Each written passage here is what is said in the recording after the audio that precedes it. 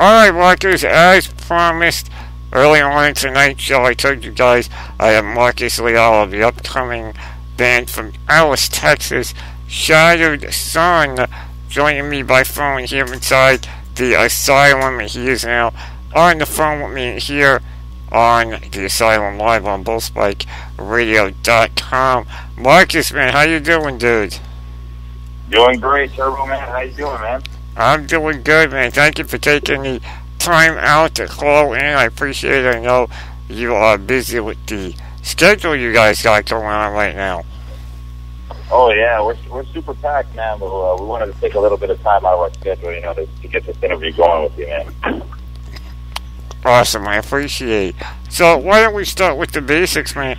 I'm looking up your info, and you guys are from Dallas, Texas.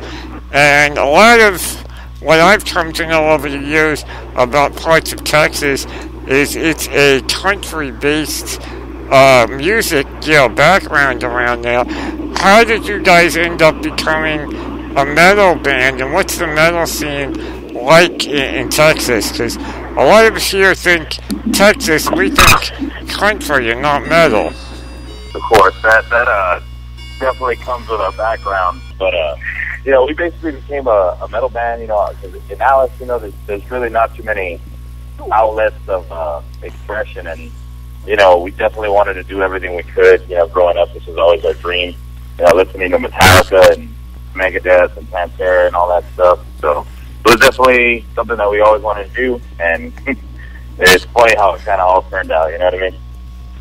Yeah, absolutely. I mean, like I said, seeing you guys out of Texas, I'm noticing more and more bands coming from Texas with the in the regards to rock and metal. I mean, there's you guys have Shattered Sun, Scorpion Child is out of Texas, and so many others. And what I like too is you guys are going more on the modern sound as opposed to some of the other bands that are going for that vintage sound. You're doing that modern melodic style, and I was wondering how you guys came to decide that was the style you guys wanted to do. That's something that we've always wanted to portray in our music, being very versatile, as far as having, the very brutal songs, but making the sense of melody in there. It's kind of our signature, and, it's kind of just more melted together, with all our influences and all the bands that we listened to kind of formed our signature sound. Cool. I mean, you can definitely hear the influences in your early stuff. Your debut EP, Confessions, is available on iTunes for those waiting to check that one out if you have not done so already. And you guys, I know, in the writing process for a new album, so I thought we'd touch base and just talk about where you guys are at with that new album and how's the writing process going for it. Actually, we're in the final stages of production, and the album is already complete. There's some touch-up work here and there, and it's in the mixing and mastering stages. But it was a great time doing it, and we worked on it for a long time. And definitely put everything we had into it, and we don't have a date when it's coming out yet, but we're hoping sometime in summer. It'll come out with a tour. Now, was it different for you guys going in to do this one, being that this was a full-length album, as opposed to when you guys went in to do Confessions as like a debut EP? Did you treat it the same? Were there things different from when you did it the first time? Was it easier? Was it harder? What was the overall feeling when you guys decided to go in and to do this? Well, we went into it with an hatred. We went in with an agenda. We wanted this album to be, of course, bigger than the Confessions EP. We definitely wanted a bigger, more mature sound, and we wanted more a big, more mature sound. And we went in on the first Confessions EP. We didn't do any pre-production or anything like that. We just kind of went in with our songs that we had. But this time around, we went through a pre-production process. Writing the songs, all together, we brought down somebody to help us out, arrange and do stuff like that. And when we went into the studio, we went through another, another level of production there with our producer Robert Beltran. So it was a very different experience. We just put a lot more effort. Definitely a huge concerted effort between all six of us and our producer Robert Beltran. That's good to hear, man. I mean, often bands are a little hesitant going in doing that first album, but I would assume you guys having the EP under your belt, it wasn't so much of a new experience for you guys as it was just kind of taking what you learned the first time around and just tweaking the little things here and there. Yeah, exactly. Well, we also had the luxury of touring with a lot of big time bands. So, we learned from them. We learned how to, arrange better, how to, write, those heartfelt parts that we do a lot better. Basically perfected our sound by learning from, these bigger national bands that we toured with. Well, that was a benefit that you guys had, that you were able to do that under the first EP of Confessions. There are so many bands out there that are putting albums out kind of unknown, and then they go out and tour with these acts, and then it's like one of those things of, well, we learned after the fact, and sometimes it's too late for them, but you guys were lucky enough to get that early on in the process. Well, we really learned it, and we learned really quickly how this business worked, and we weren't going to sit back and wait for Confessions to get picked up. We wanted to get out there and make a name for ourselves in this industry. Well, nowadays that's kind of how you have to do it. You got to really show that gusto that you want it, that die-hard mentality, that go big or die trying. And I guess that would be why you caught the attention of Chuck Billy and his management company, Breaking Bands. I mean, that's got to be that's got to be big for you guys, and that's considering your influences growing up were from bands of Testament's era. Yeah, I mean it's even crazier because we're huge Metallica fans. So you're working with Johnny Z and his wife Marsha. They discovered Metallica, so that's a big deal to us. You know what I mean? We really take pride in that. Working with Breaking Bands is amazing. We've been with them since November, and it's been an awesome experience. Still, dream come true. Have they given you guys any, backstories of, Johnny Z, giving you any, backstories of when Metallica first started, as kind of maybe listen, here's a fun little story about Metallica, and by the way, don't do this? No, he actually, he compares our, us starting out, a lot to Metallica. He's thrown that out there, many times. I think it's different now than it was back then. Back then, you could go and booze out all day and, do that stuff and still perform. But nowadays with bands and how great all these bands that are coming out are, I mean, you just really have to have a good head on your shoulder. That's something they've talked to us about.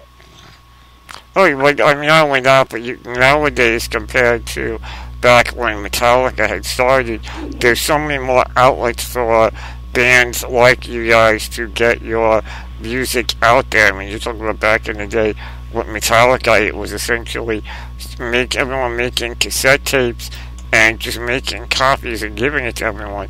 And now, you guys are lucky enough. We live in an age where we have so many outlets for you guys to get your music out there, so that when you are in a new area that isn't your own backyard, people are able to be more familiar with you guys. Oh, exactly, man. YouTube and all these social media sites they're amazing. And it puts you out there to people all over the world. It's a great tool for all bands coming up. Even from all the way from the big acts all the way, to the garage bands just starting out. It's a necessity nowadays. Now, you guys got some big shows coming up that probably are really going to definitely help get you over that hump, if you will, from the indie scene to the national scene. And the first one is coming up on Saturday at the Whiskey A Go Go in California, where you guys are going to be playing with Skid Row. I'm sure you guys are excited about that. Yeah, we're definitely excited about that. We're actually in the van, all of us right now, our whole band and crew heading up there to California as we speak. But it's definitely an honor, you know what I mean? And we're going over there with one agenda in mind, and that's to make a name for ourselves. And, you know, we intend on doing so. It's definitely a big, big, big deal to us to be playing with such great legends.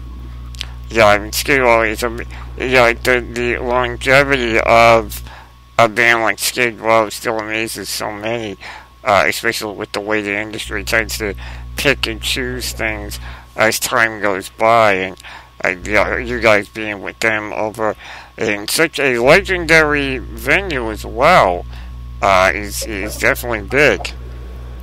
Yeah, this is our third time playing the Whiskey, actually, and you know, it's every time we've been there, it just has this prestige about the place. There's something about it that, you know, you just don't forget. It's kind of a different vibe when you play there and you play other places. You know, you can't really match it in that environment there. I haven't been able to get out there yet, being based in New York, but I can only imagine that it has like this, you know, you can feel the old vibe and the old spirit from back in the day when it was, you know, the place on the Strip to play, where, you know, bands like Van Halen and Motley Crue, you know, were first breaking through. Yeah, you just gotta feel that vibe when you're on stage of, like, there are a lot of names that are huge now that share that stage. Oh yeah, you mean every time I step foot on that stage, and you know, when the intro's rolling, you walk out there in front of that crowd. It can't help but it goes through my mind every time. And, you know, I'm stepping where, you know, where Ozzy steps, you know what I mean? Where Axl Rose, where Vince Neil, you know, Roger Daltrey, Paul Stanley, all those guys, you know, they stepped across that stage, and, you know, for us to do it too, it's a huge honor. Now, in addition to the Whiskey A Go Go coming up on the 17th of this month, you guys also are going to be doing the River City Rock Fest coming up on May 24th in San Antonio, and that is just one hell of a lineup for you guys to be a part of. I mean, Breaking Band's got us on that lineup this year, and, you know, it's definitely a big deal to us because it's in San Antonio. You know, we're big. You know, we're big, you know, supporters of all those, you know, festivals that try and put on those things for the fans. And, you know, to be a part of such a huge lineup like that, you know, it's a dream come true. I mean, Kid Rock, Five Finger Death Punch, Deftones, you know, all those bands, you know, we grew up looking up to, you know what I mean? Oh, for sure. I mean, these are, you know, bands that for so many years have set the mark. So it's, you know, amazing for you guys to be part of that. Now, is this the first festival that you guys are going to be a part of? No, actually, we've done the Lone Star Metal Fest, you know, with Seven Dust and Asking Alexandria. We've done Mayhem Fest in Austin, Texas this past year. This isn't our first festival, but, you know, I have to say this is probably one of the biggest that we've done. Yeah, well, of course, I would assume, because it's in your own backyard, being that it's in San Antonio, it's pretty much a home crowd for you guys. Definitely. I mean, it's, like I told you earlier, it's a huge honor to play there in San Antonio, you know, especially at the AT&T Center with everything the Spurs are doing right now. So, like I said, it's a big deal for us to be a part of that, Bill. I can definitely say it'll be a big show, and people don't want to miss out on that one. And you've done other festivals, you've been out playing with some national acts, you've been building a name for you guys, and I can't help but ask, who have you been out with or met in regards to an influence or a big name national act that really, you know, kind of blew you away and kind of made you, you know, not only blew you away, but also made you feel welcome, like, yeah, I'm definitely in the right scene? I would have to say Mind Change. You know, it's Seven Dust. When we went on tour with Mind Change, you know, they really accepted us there in the circle, and that was our first national tour. So, you know, that meant a lot to us, and we really learned a lot on that tour. You know, how to be professional. And, you know, when we played with Seven Dust, you know, a bunch of the guys got to meet them, especially Austin Alexandria too. We got to meet a bunch of those guys. You know, they just it opened our eyes, you know, really to exactly how this business is run and how to conduct yourself as a professional, and, you know, really made us feel at home. Very cool. I mean, that's the one thing everyone worries about nowadays with the music industry is you go out with these national acts, and sometimes you hear these negative stories, and other times you hear the positives, and you don't really know what's true, what's false, what's made up for PR purposes. But it's no surprise to me. I've seen Asking Alexandria live a few times. They're a great band on stage. It does not surprise me that they gave you guys such a warm welcome when you were with them. Another band too, Unearthed. You know, we have a history with them, and you know, we got to play with them there in San Antonio. It was a good time. The singer Trevor actually wore one of our shirts on stage, so that was pretty awesome with them. See, that's how you know when you really got the support of a band you with. When someone goes out on stage wearing your colors, that just says it all. Oh yeah, definitely. Now, you guys currently have, before, I know you guys are tight on time with your schedule and all, I just want to talk to you real quick about the current song that you guys have up on iTunes, Hope Within Hatred, the new single from Shattered Sun. Tell me a little bit about that one. Well, that song is, you know, the first single off of our album, and you know, when we went into the whole writing process with it, something about that song that really stuck out. And, you know, we knew that one was going to be one of our best songs, and it just so happened, you know, when we got in there, you know, like I said, a concerted effort. It turned out to be what it is, and it's, honestly, we're very proud of that single. Very, very proud of it. Very cool. It explains, you know, that song is basically the whole picture of our band. You know what I mean? Top to bottom. Well, yeah, I mean, that's something, you know, people don't really, understand. It's good that you were able to put it into words and put it out there for everyone to get your interpretation on it, you know. Yeah. And the one thing I gotta ask, because I know it's the way the music scene is going, and there's a lot of bands with a sound like what you guys are doing of Shattered Sun, and I've gotta ask, I've been dying to ask this of so many. How do you know when you're in the writing process or you're in the recording process of a song like Hope Within Hatred? How do you know when to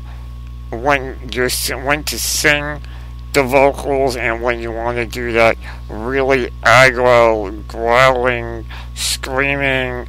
When do you know, okay, this is why I want to do this, and this is why I want to do that? Because it sounds so perfectly done. Is it in the writing process? Is it in the recording process? When does it come to you of what style you're going to do at what part of the song? Well, you know, I usually go in with a certain idea, and once I get in there with my producer Robert, you know, we lay out the foundation of everything, how it's going to go, and you know, we work back and forth, and you know, it's a long process. It's not you know, you just go in there and magically sounding like that. You know what I mean? We have to work at it, and that's, like I said, that's our sound. You know what I mean? That's our signature right there, mixing the real aggressive with the real melodic, and you know, I think that song really portrays it. It's definitely one of our best songs. It definitely does. If you guys have not heard it yet, hang around. I'm going to bring it up right now in just a few moments. Marcos, I did tell you what, the first time I've heard of Shattered Sun, setting up everything to speak with you today, and I wish you all luck in the world with the upcoming show with Skid Row, as well as the festival in San Antonio. And real quick, I know you said you don't have a date yet for the full-length album, in regard to specifics, but what should everyone expect from it, since you gave us Hope Within Hatred as a little taste of what's to come? Yeah, I would say hopefully sometime in the summer.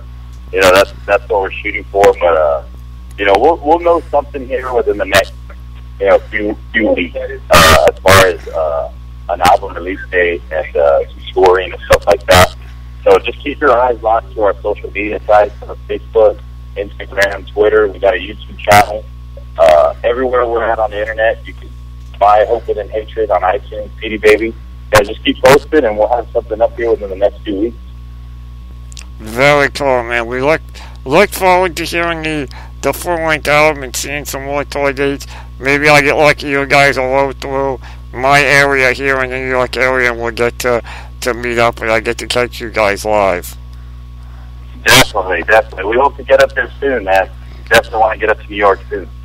Definitely. I tell you what, we'd love to have you up here. I know you guys would make a ton of fans. Marcos, thank you for joining me here tonight inside the Asylum. You rockers, don't go anywhere. Right now, Shattered Sun with Hope Within Hatred. Check this one out and more to come here inside the Asylum.